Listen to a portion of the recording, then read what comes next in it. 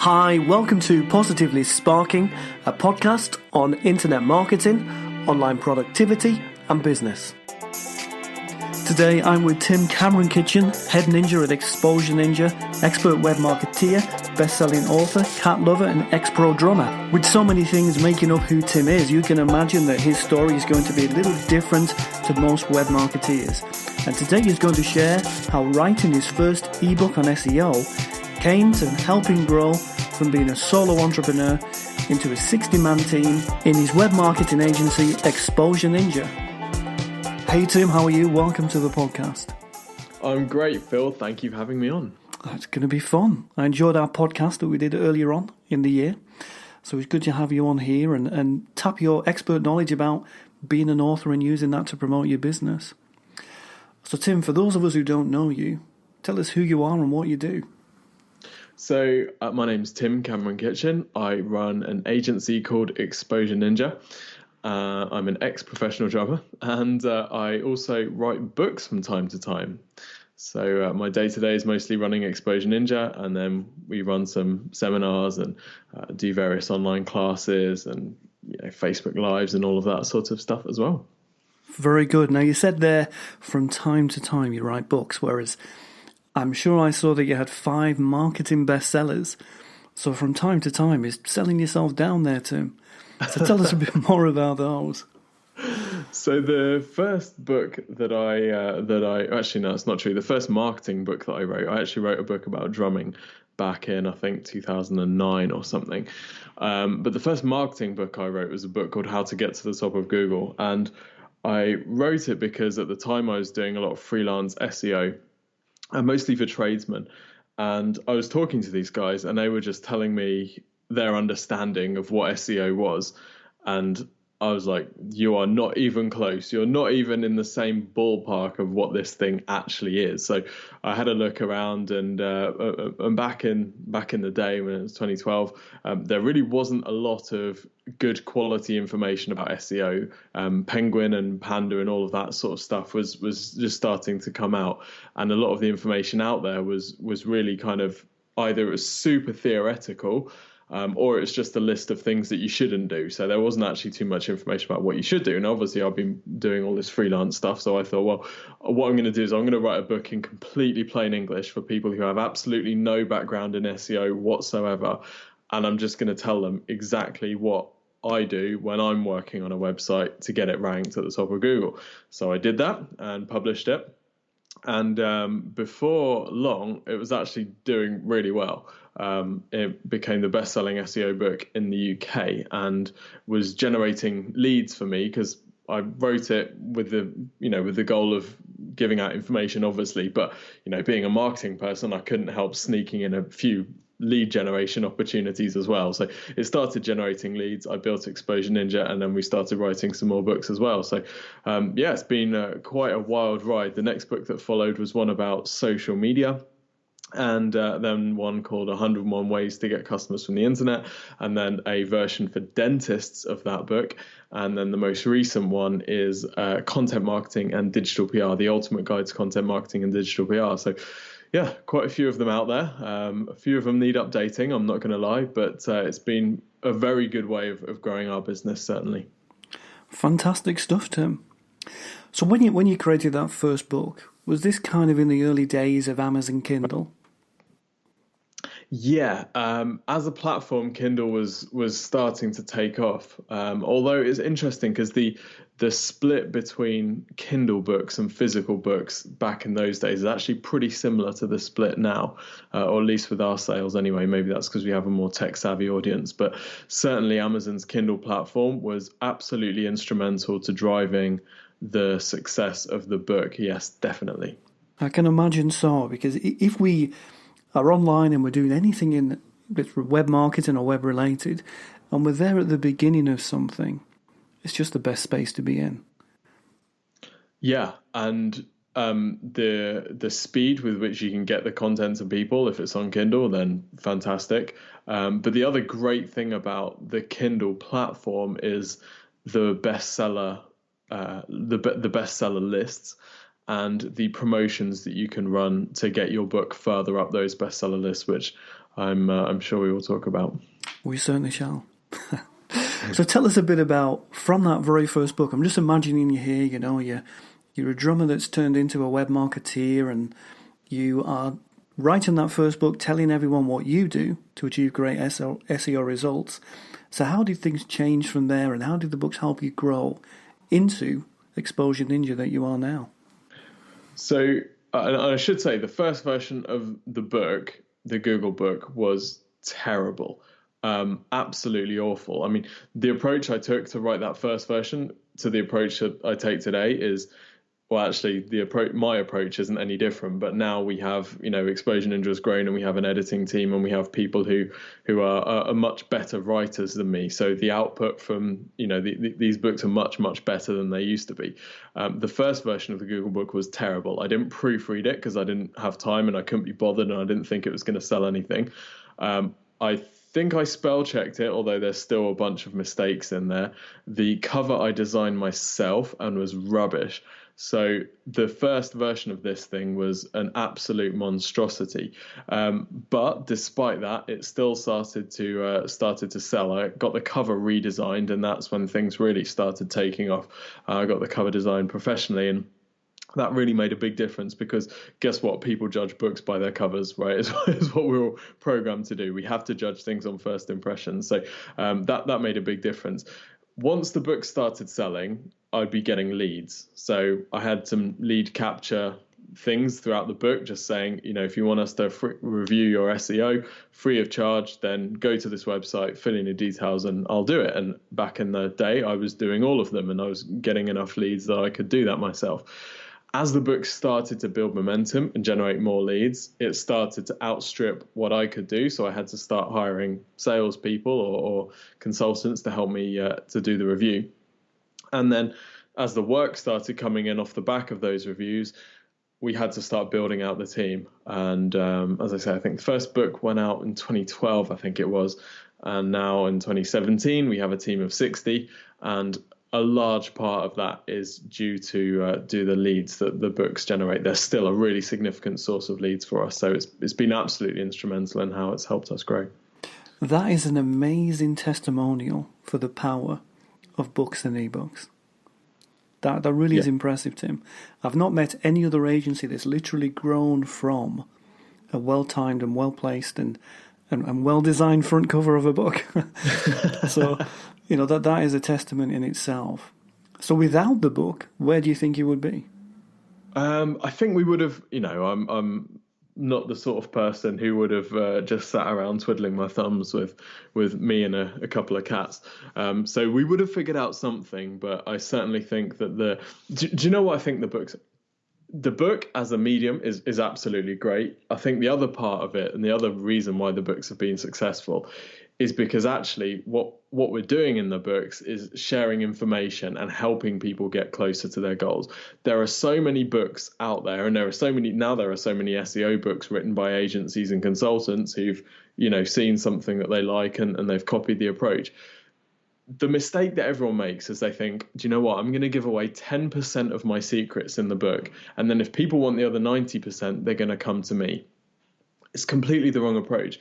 Particularly in something like digital marketing, where, as you know, the world is full of absolute sludgy slime ball crocodiles. When you have a book which shows people exactly how to do the thing that they want to do, that builds so much trust and credibility. If you can actually help them to get a result, like if you write the book so that if they follow the things in the book, they'll actually get the result, then that's amazing to build a relationship with someone. Some people will just copy it and they'll do it themselves, and that's absolutely fine. They weren't going to become clients anyway.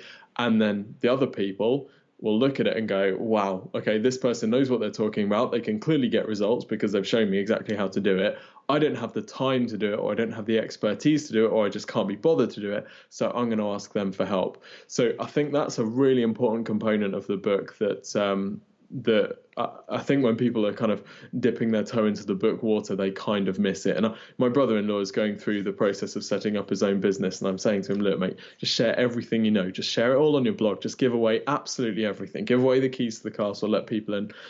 He's like, well, people aren't going to use me then because they're going to know all my information. The more you give, the more people are going to want to use you. So don't be too afraid of sharing absolutely everything. Fantastic point, Tim. I think there you've defined, in business we talk about growing and establishing relationships. And the thing with relationships is they should be open and full. But as you described there, so many people are protective of what they know and what they do. And so that relationship can never be as full as it could be because things are being held back. And credit to you for just putting it all down in the book and putting it out there. This is who I am. This is how I do it. If you like it, let's come and work together. Great stuff.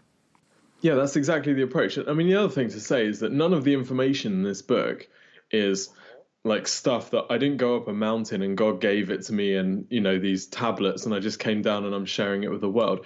Everything in any of our books is available elsewhere, right? The key is taking all of that information, collating it all, not just regurgitating it, but testing it and seeing what works and actually run through it and use it and get some results. And then reporting back to people with a really clear digest which says, okay, we've tested everything, this is the process that we use, these are results that we get. So that's how you add value. The value is not in this amazing information that no one else has access to. The value is in how you have used this information and how you have tested it. So and with that context, I think for me it just doesn't make any sense to kind of keep this stuff to yourself because it was never mine to begin with. Does that make sense? Sure. And I think that's in today's world, that extends beyond web marketing, doesn't it? If we wanted to build our own house from scratch, it's there on YouTube. We're not going to choose to do it, but it is there. Yeah.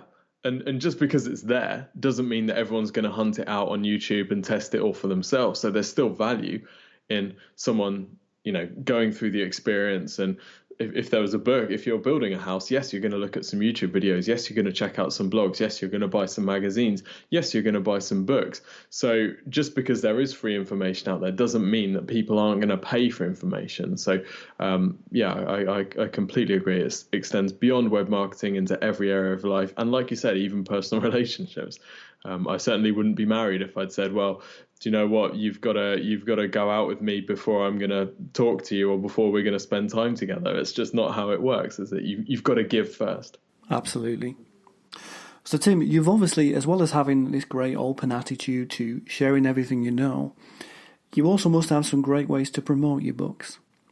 So tell us a bit about that. What do you recommend an author on Kindle or anywhere else online? What would you recommend they do to promote those books? I've tried a few things and hardly anything works. So I've tried doing things like you can join these kind of Kindle clubs and get Kindle Book of the Day and these groups on Facebook and all of that stuff. And it's all like super incremental. The only thing that we found that works really well is to get the books ranked on bestseller lists.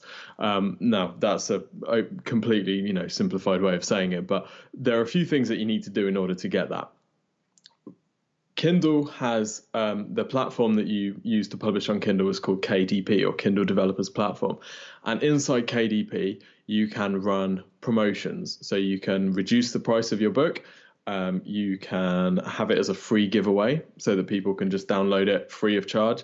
And you can sign up for the, I can't even remember what it's called, but there's when you're a member of Prime, you can download books free of charge, right? You can borrow them, the Kindle Lenders Library. So all of these things are really useful tools because in the early days, what you want to do is you want to get your book on as many Kindles and bought by as many people as possible.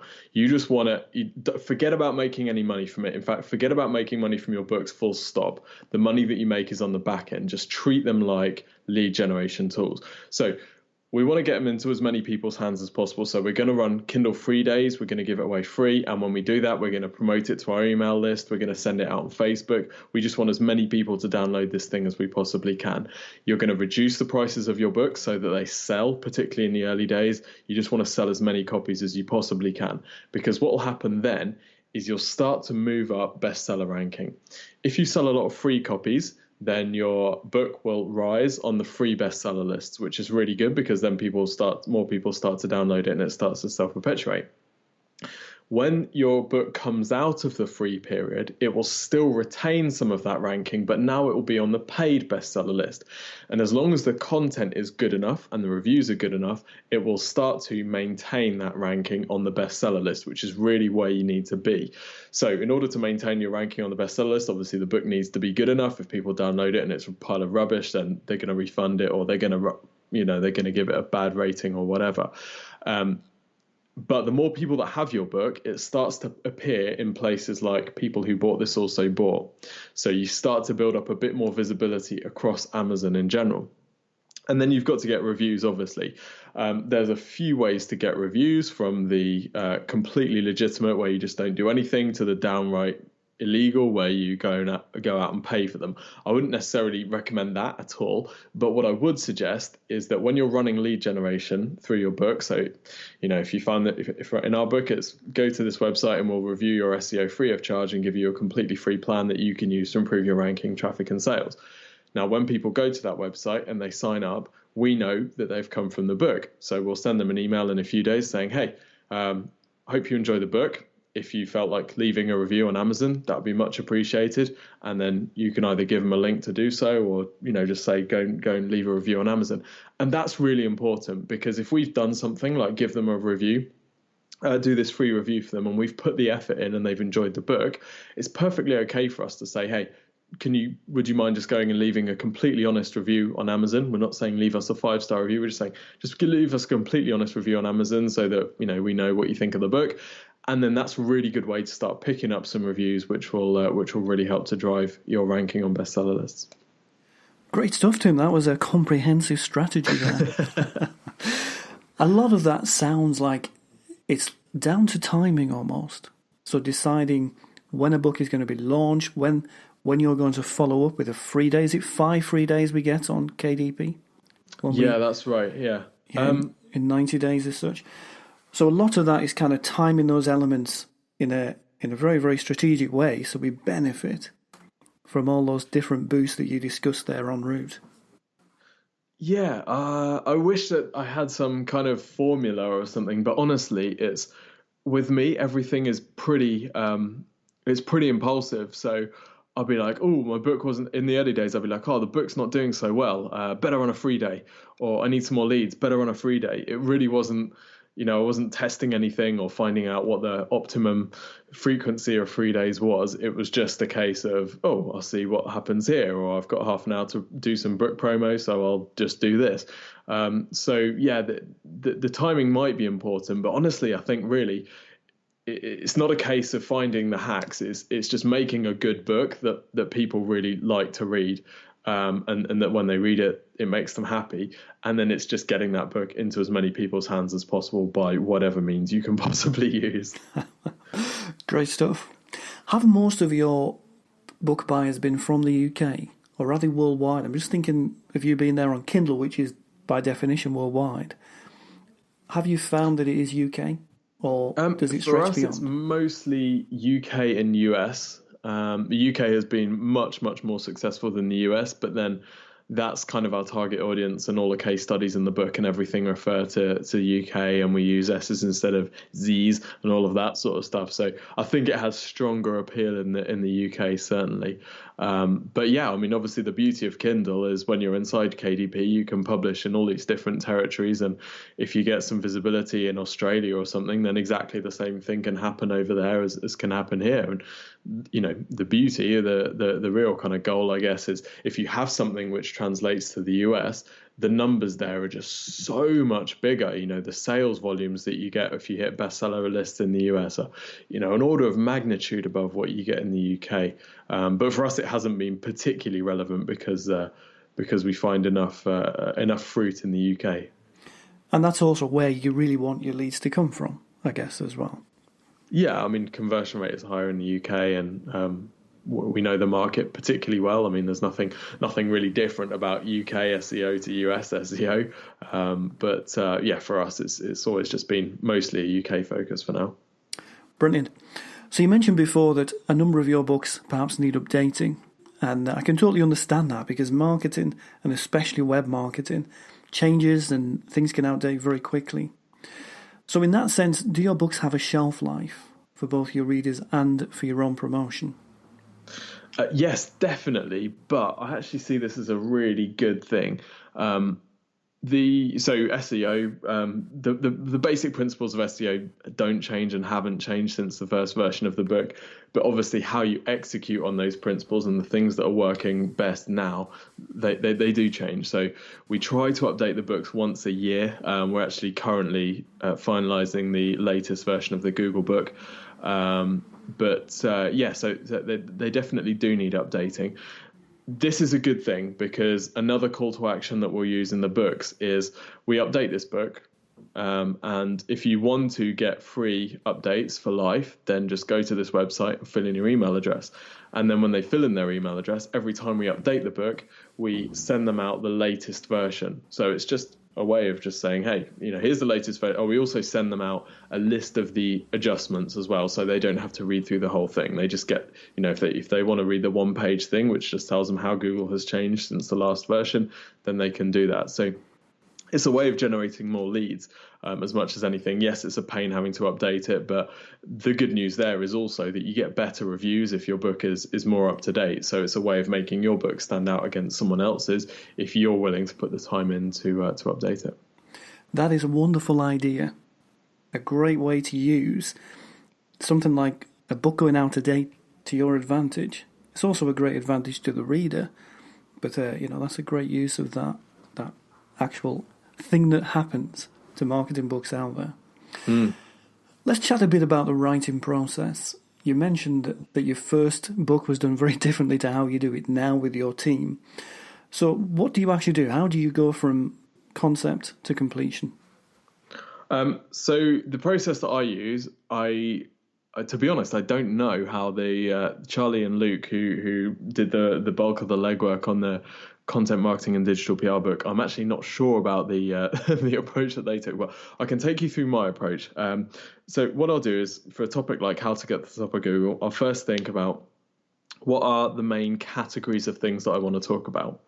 So for SEO, there's basically two main areas, right? There's optimizing a website and then there's building links. So that's pretty much it for the main kind of categories. I'll then list bullet points under each of those categories. So all of the different kind of subtopics that I know I want to get fleshed out for each of these categories. So if you're writing about how to bake a cake, for example, you probably start with number 1, here's the equipment that you're going to need. Number 2, here are the ingredients you're going to need. Number 3, here's how to make the cake. And number 4, here's how to finish it and decorate it. And then under each of those things, you'd have different subtopics.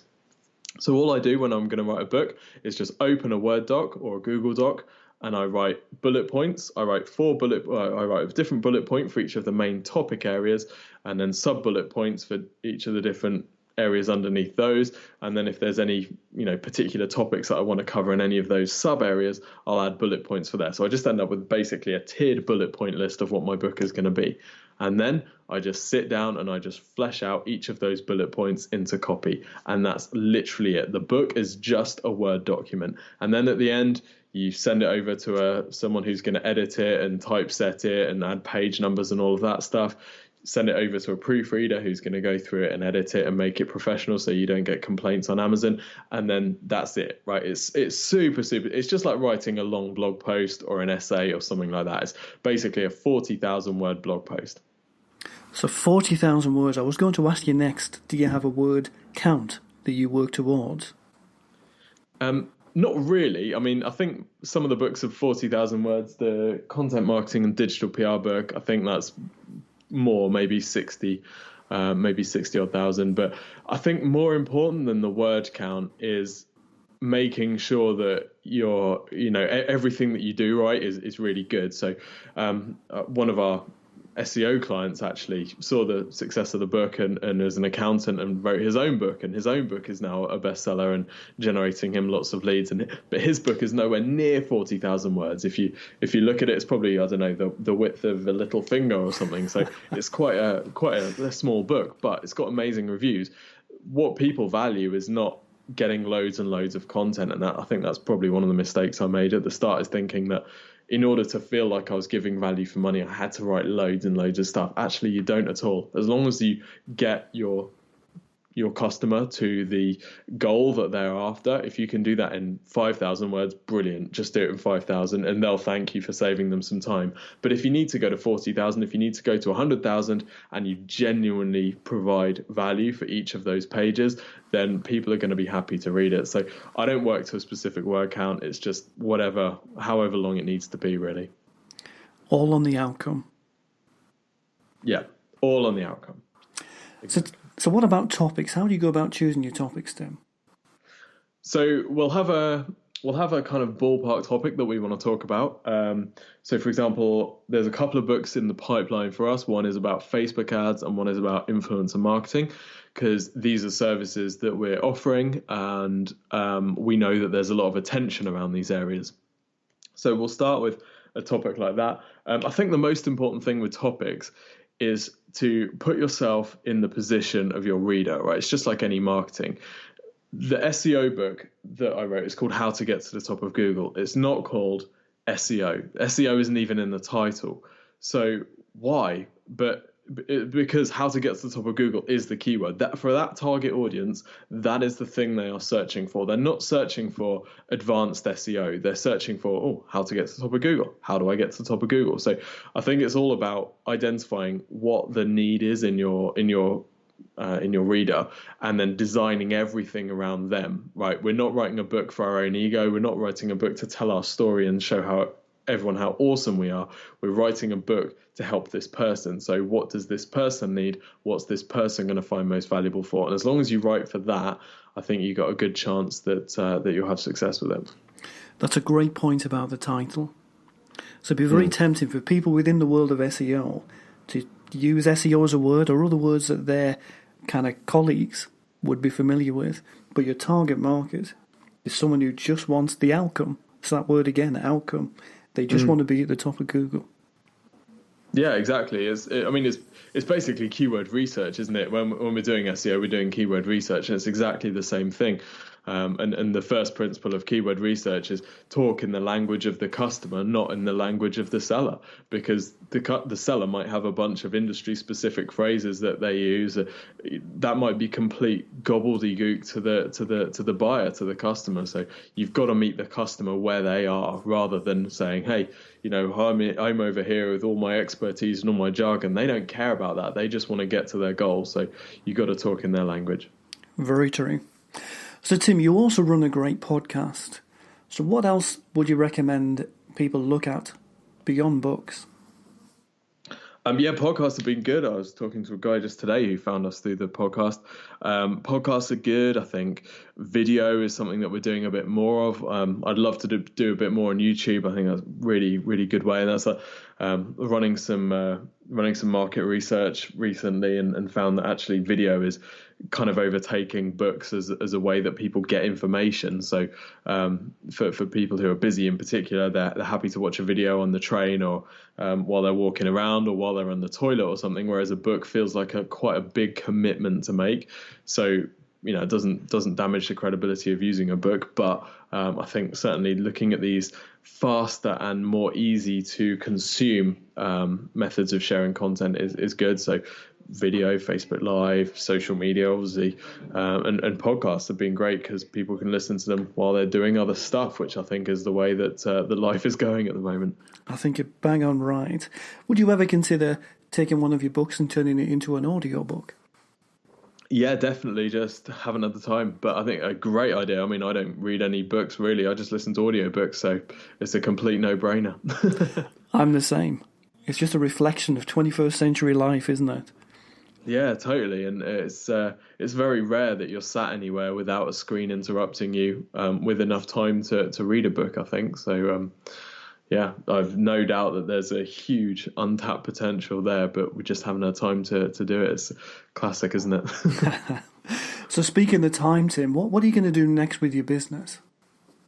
We're going to continue growing more content out there in all formats that we can possibly push it out.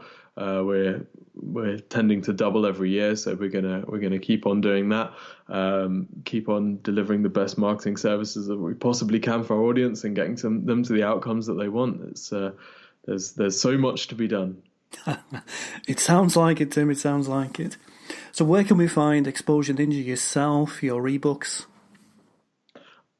Best thing to do is if you want to find out stuff about me, then Google Tim CameronKitchen. If you want to check out Exposure Ninja, then just Google Exposure Ninja. We've got, as Phil said, we've got books, podcasts, we've got videos, we've got socials, or so whatever. So Exposure Ninja on Google. And also check out our free website and digital marketing review, which you can get at exposureninja.com/review. It's had over 200 5-star reviews on Facebook, so people really, really love it. And it's a genuinely awesome thing. There's no sales pitch or anything like that. It's just pure value. So I hope you find that useful. Well, it sounds useful to me, Tim, and reflecting the concepts that power you, sharing great information, giving it away, and letting people find these things out for themselves. Great stuff. It's been a lot of fun having you here on the podcast today. I've learned so much myself, all about ebooks and how they've helped you, and it's inspired me to go and think about one, Tim. So I thank you for that and everything you've done today. Any final message you want to give to everyone? Yeah, just go and do it. Nice and simple. I like it. Tim, thank you so much for being here today. It's been a pleasure. Phil, really enjoyed it. Thanks, buddy.